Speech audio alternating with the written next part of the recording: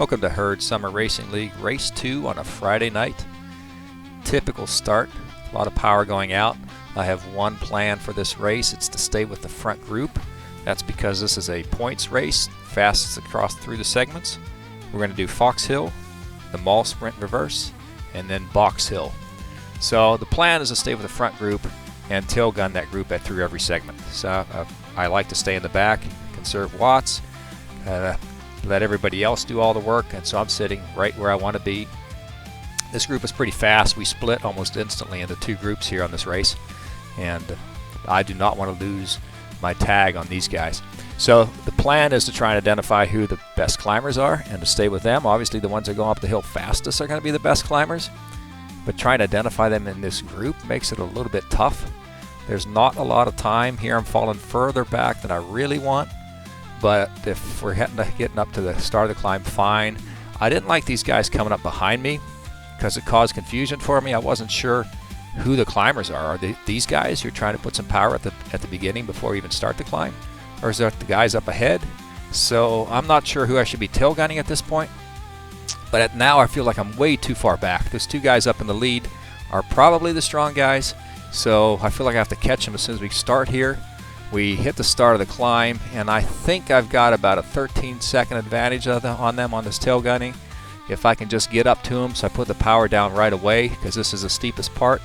The more power I can put down now, the more I'm going to gain. It is at the beginning of the climb, and I know putting out a lot of power now is going to be hard on me later, but I really don't have a choice. They're already 19 seconds ahead, and I've got to try to close that gap. We're all pushing over 3 watts right now, and we'll see who cracks first. I'm going to speed this up as we make the climb, but I may have waited too long, slipped too far back before I started that tail gunning. Time's going to tell. Let's speed this up and see what happens at the top. So I'm also watching the guys behind. I don't want to see anybody closing the time gap, and it's looking pretty good. All those times back there seem to be increasing, because you never know who else is just taking it really easy and they're going to hit the climb really hard or these segments hard. But I'm not doing a very good job of closing that gap. We're going from 19 to 21. I don't want to give everything on this first climb, but I don't want to fall too far back either. But I'm seeing some big numbers out of these guys, 3s, 4s. But I start to close. Now we're at 16. We're at 18, 19 there. It's going to be really close. I'm trying to do just enough to catch them, not enough to just completely fry myself. As we get to the top, so these guys behind catch, and it freaks me out for a minute because I'm wondering how those D's caught me. I wasn't watching them, and so I push hard to try and stay ahead of them, and then I realized, no, this is actually the C group catching me. So the best thing I can do is to just back off and let them lead me through. Maybe they can help me catch up. It's still going to be really close at this finish here. So we're watching, hoping. Look at those times, and we come in first by 1 second. That's about as close as I want to cut that. But now we've got the downhill. We're 19, 6 seconds off the back. I'm hoping that these guys can bring me down. I don't want to do much effort on this downhill. 3 people in front is really going to make for an amazing draft. Let's speed this downhill up. I don't want to do any work here. I really want to let these guys just do it all. And so I'm just trying to stay in the full draft. Obviously, I get ahead of them a couple of times. I'm watching the time in front, 14, 9. They're kind of holding what we're doing. But hopefully I'm working less than the 2 guys in the front. That's Guillermo and Apioco. So far fine. If these guys can pull me all the way to the sprint, that would be even better. Let's speed this up a little bit. Stay in the draft. Worry about the sprint when we get there. Looks like where the gap is increasing. That's not good. These guys aren't pulling hard enough. I sure want them to do the work. Coming back into town here. We're going to get caught by some people, and it creates a bit of confusion. That was not good because now everybody's speeding up, and I can't hang with the C's. They're doing 3.7, 3.5s, and I hang out with the C guy for a bit, figure I'll take my pull, and everything will be fair that way. But as we get past again, he goes, and there I am in no man's land. This is kind of how most of my race went at this point. I got stuck in the middle of this group, non-group.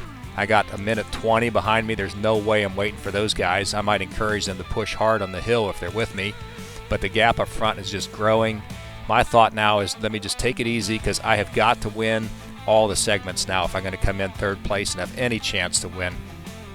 Those two guys on the front are going to have to get beat on some of the segments. I need help from the people behind, but I certainly don't want to get hurt by them, so I need to hit these hard. So as I come up on the sprint point here, I get caught by the, I don't know if A's or B's, so I use them. I slam that attack there, and I end up 12 seconds compared to 16 for the other guys. I probably hit that too hard. But I had plenty of draft there. I took a draft all the way to that sprint line, and well worth it. I'm pretty sure that's going to lock in first place there, unless there's somebody who's really dogging the back. But that sprint was pretty strong. I hit 7 watts per kilogram through parts of that. I don't think anybody else is going to put forth that kind of effort. Now it's a matter of resting up and being ready for the next climb. Box Hill was going to hurt because we pushed hard on that first one. That sprint took a bunch out of me, and I'm just losing the touch with the guys up front. Look, a minute 40, they're riding together. They're hopefully getting some rest. Well, hopefully for them, bad for me. I'm worried about Bittner catching up here. He's down to a minute, and he's cutting into me fast. He's running pretty, he slowed down there, but he's running pretty steady around 2.24 watts per kilogram. I'm trying to stay around 2. Getting my heart rate back down to 162, which is good. I had it up to 187, which is a good sprint time for me, but I really like to take it easy at 160, racing hard at 175. I like where it's at as we prep for this hill because this is going to hurt. I have got to try to catch these guys. I don't think I can make up 2 minutes though. Here we go. The start comes in. My goal at this point is to try and hold 200, but I am all over the place and I'm hurting, so I'm shifting gears like it's a banjo up and down every which way I can to try and get relief. I end up 80s are a bit hard for me right now as I'm tired and trying to keep RPMs at 90. I really don't think I'm going to catch these guys, but I cannot let anybody else behind me catch up. I see that the gap's increasing. Bittner was at 40 seconds. He's at 55. So far, so good. It's really going to come down to this climb here. I have to give it what I have left, and it was hard. I feel like I was a little bit light on the watts. I don't know if I could have pushed harder mentally, but I was definitely feeling this climb. It was difficult to keep it at the 200. I kept drifting down to 160, and of course getting past helps a little bit.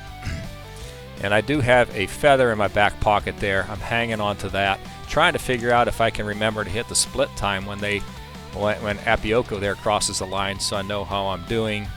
That would be a good use of the splits in this race. Here he finishes at 10:40, so he is done. Right about here I start to feel fresh. I don't know why that always is. Top of the hill sometimes I feel better. So I start really hammering it, and I start to cut into Guillermo's time really hard, which I feel like I need to do just to make sure I get this timing right. So we're coming up on the finish of this climb. I'm tired. There's more to go after this. I end up in second place. I'm a bit disappointed, but it was by a minute. I just got crushed on that climb. And then I forgot about this kicker, and boy, did that kicker hurt. Could I have caught Guillermo on this kicker? Because he certainly died if I'd have kept pushing. I don't know. You'll never know unless you keep pushing all the time, so that's an unknown. We're at the finish, and we like to check our watts when we get to the end. 179, Appiocco 171. He did better than I did. Guillermo sure worked hard. 234 average. Time for the cool down. Hope you guys enjoyed that. I'll catch everybody next week.